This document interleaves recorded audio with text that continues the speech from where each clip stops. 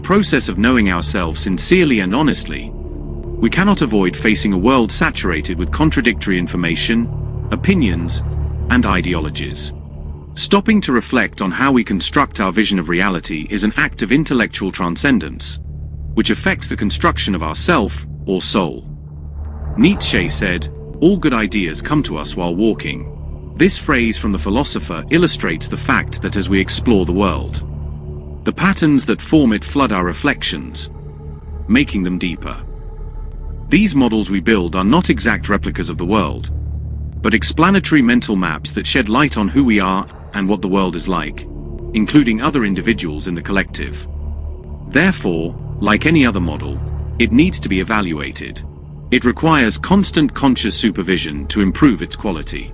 But it often happens that the egonaut, the explorer of one's own being, speaks openly about his or her worldview. Their ideas are often strange to the collective, and they challenge the dominant beliefs, the norms of Das Man, or the genius of the species. Expressing alternative visions of existence on the subject of salvation, that is, of one's own soteriology, is seen as a threat to the established order, which already has an entire organization of people engaged in soteriological matters, such as various religions. In many contexts, it can lead to rejection, censure, or even violence. Like Galileo Galilei, for example, who was tried by the Inquisition for defending that the Earth revolved around the Sun, challenging the dominant cosmology of his time. Or like Giordano Bruno, who was burned.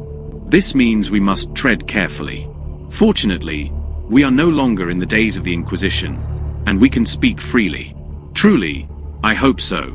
The truth will make you a victim in a nation of liars. And if you're the only informed person in a country of ignorant people, they'll lock you up in a mental hospital. Let's look at a couple of examples. Before 1847, individuals in the community did not have the habit of washing their hands. Ignaz Semmelweis, a 19th century Hungarian physician, proposed hand-washing to prevent disease. Semmelweis noticed that the mortality rate from puerperal fever was much higher in wards staffed by doctors who didn't wash their hands. He then proposed the need to wash their hands in a chlorine solution before treating patients. This drastically reduced mortality in his ward. But Semmelweis's ideas didn't fit with the medical paradigms of the time, where the cause of these illnesses was bad humors or miasma, that is, bad air. Authorities, accustomed to establishing what was right, refused to acknowledge that normal, everyday practices, such as hand-washing, were causing the deaths of patients. For them, this was an uncomfortable and humiliating accusation. Semmelweis was considered a threat because he challenged the authority of models that had existed for centuries. The medical doctrine of the time established as an absolute truth that diseases were caused by miasma, which were toxic emanations from corpses and decomposing matter flowing in the air. This theory was upheld by highly regarded medical authorities. They asserted that bad air, identified by its foul odor, caused diseases such as cholera and malaria.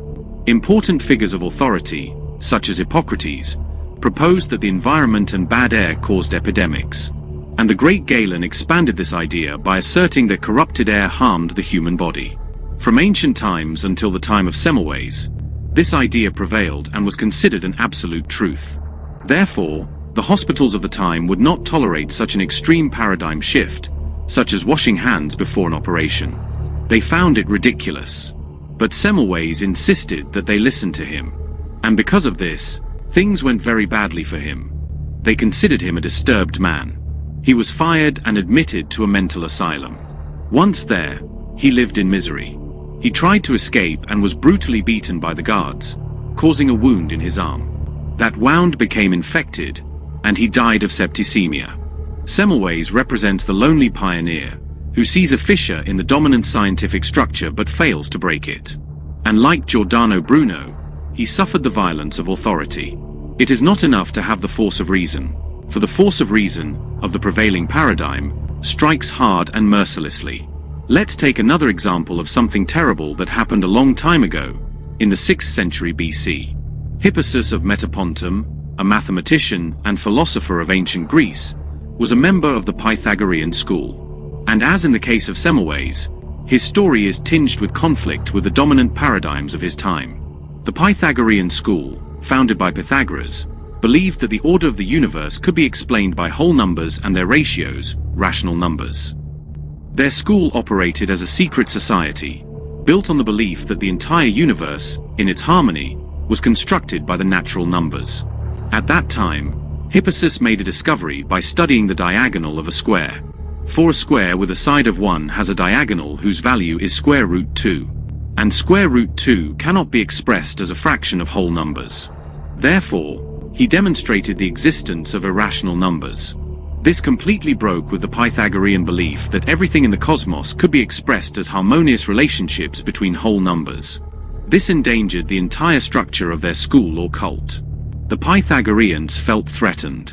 And this discovery of the existence of irrational numbers, which contradicted their entire philosophy, was kept secret. Well, if this secret were known, then the perfect harmony of the cosmos, which they assumed, would be a lie. Legend has it that Hippasus discussed the existence of irrational numbers with people outside the Pythagorean circle. And because this act endangered himself, he was expelled from the community and later murdered, drowning. The reason for his suffering, then, was not only the content of his discovery, but the threat, the challenge, to the models of reality of his time. Just as Semmelweis challenged the medical paradigm of his time, Hippasus challenged the Pythagorean logos. And both suffered the relentless force of reason. And like these, there are many stories that show how the mass adoption of new models can take several centuries to be accepted. We must also be wary of propaganda, used by elites, who clearly control the media. With enough money and power, it's not impossible for them to impose a new model of reality. With propaganda, the German people were convinced to adopt an entire ideology and thus support their ruler in engaging in a Second World War. Propaganda can undermine our model of the world. And it's one of the many ontic dangers we face. Propaganda exploits confirmation bias, presenting only information that reaffirms a narrative. The bandwagon effect, the tendency to believe what others believe. And availability bias, the more an idea is repeated, the more true it seems. This leads people to integrate this content into their model of the world over time without subjecting it to true rational scrutiny. So, beware, Eggonaut. The territory is strewn with traps and deceptions that can corrupt your being. I only conjecture that the self or soul is built to conquer death. A well-constructed soul will resonate with a utopus, attuned to it. These ideas, as we have seen, may have an empirical basis. Consciousness does not have to be anchored in the matter we know. There are ideas, such as those of Roya Penrose, along with Stuart Hameroff, that postulate that consciousness could be related to quantum processes in the brain's microtubules. Of course, these are conjectures, but the interesting thing is that they suggest that consciousness could be distributed and fundamentally non-local, in the quantum sense of the term. That is, it is neither reducible to the parts of the brain nor completely explainable by local mechanisms. Death would not be the end of a well-constructed consciousness, but rather change of level to another ecosystem. We say ecosystem because of its meaning, where oikos is house in Greek. Ultimately, we are talking about a home, the same as the ecosystems of the earth. Salvation is not the consequence of a moral judgment, but rather the product of one's own responsibility to construct oneself. A theory of salvation, understood in this way, would depend more on the individual than on mythological beings. For the construction of the soul implies a natural soteriology. Consciousness need not be confined to the brain, but is the product of a non-local, non-perceptible structure. See Season 1 video. The End of Aging Season 01 Episode 11, Extended Mind. It's clear to us, salvation is a natural event. In this framework, salvation would no longer be conceived as a moral reward in the afterlife awarded by referees working in a celestial bureaucracy, but rather as a process of fine-tuning and continuation of being. There would be no Santa Claus-type lists where the good pass and the bad stay. There is no such bureaucracy in the afterlife. The sifting is natural. Each individual has an ontological signature. Each would resonate with what resembles them. But only a healthy place would resonate with well-constructed souls. With the Eggonauts who cared about knowing themselves, who evolved. However, individuals who did not separate themselves from a collective that loves onanic hedonism, who are chained by their animal side to this world, disappear. Because nothing remains that can tune them. For these drones, who did not free themselves from the categorical imperative of the genius of the species, lived like the male of the deep-sea devilfish, Melanocetus johnsoni, which, as we've already mentioned, exists only to donate its gonads to the female. This fish, from birth, does not eat, and its sole purpose in life is to fuse with a female. The fish is absorbed, and what remains of it serves to deliver sperm and thus fertilize the female's eggs. The drone of the onanic collective is like the antechinus marsupial, where the males die due to the physical and hormonal stress caused by intense sexual activity when copulating non-stop for hours. That's how they are programmed. That's how the directives of the genius of the species are. To be saved, in addition to knowing itself, the human being needs to ignore the biological directives that keep it almost 100% alive, distracted by tasks unrelated to its own person. Because the purposes of the species do not necessarily have to be the purposes of the individual. Ignorance of one's own being, a self full of contradictions and fragmented, and disconnection from others and the world would be reasons why they would acquire an ontological signature that would prevent them from tuning into the best places. They simply would not resonate. Remember the video The End of Aging Season 01 Episode 10, Aging in Resonance. Life is not a problem to be solved. Eternity, on the other hand, is. This is basically the proposed natural soteriology, to achieve salvation as a reintegration into the utopus.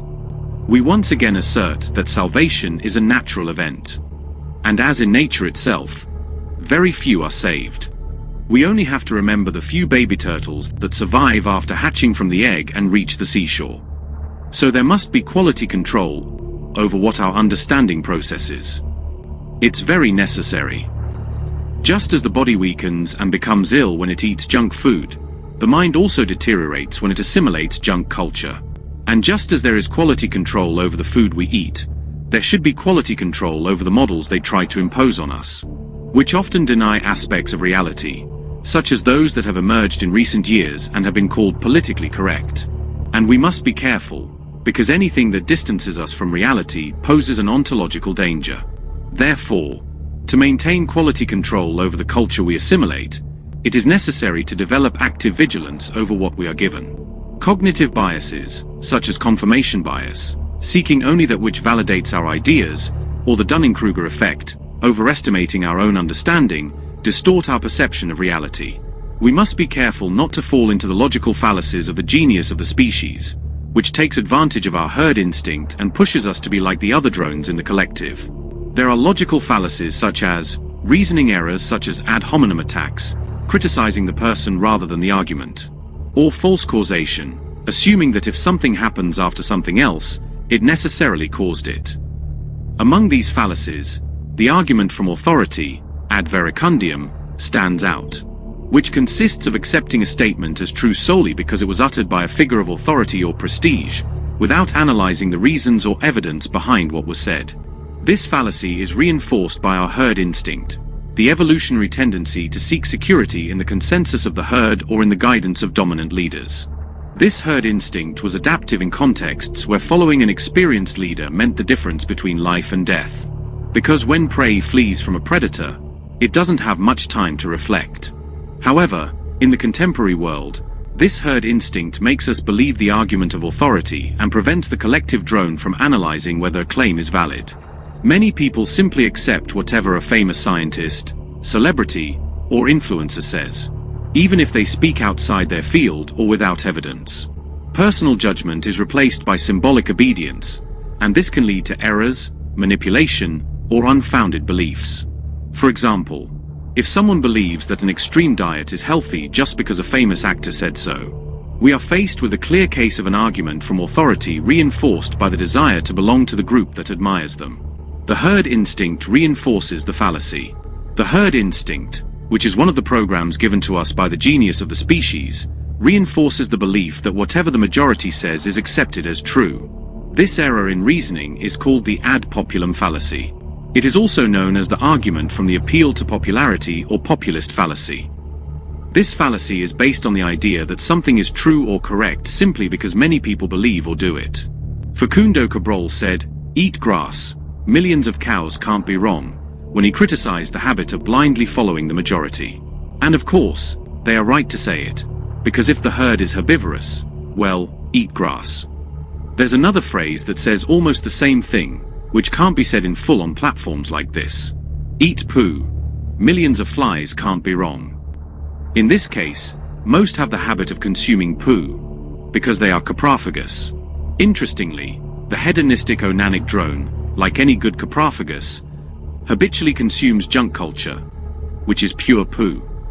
So, let's evaluate the models and explore. Because the path is fraught with ontological dangers, sown by the onanic and coprophagous collective.